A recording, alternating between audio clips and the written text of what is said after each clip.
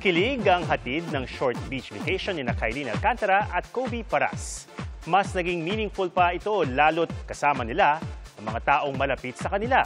Sweet na sweet ang dalawa at may pa-holding hands pa habang naglalakad sa pool.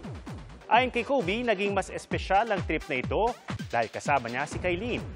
Pero nang tanungin kung ano nga ba ang real scores sa pagitan ng dalawa, pabiro silang sumagot. Sabi ni Kylene, 3 points. At muli ginit na what you see is what you get. Sabi naman ni Kobe, we're just friends. Pagkatapos ng bakasyon, balik taping na si Kylene para sa Shining Inheritance. Mga kapuso, sama-sama tayong maging saksi. Mag-subscribe sa GMA Integrated News sa YouTube at para sa mga kapuso abroad, samahan niyo kami sa GMA Pinoy TV at sa www.gmanews.tv.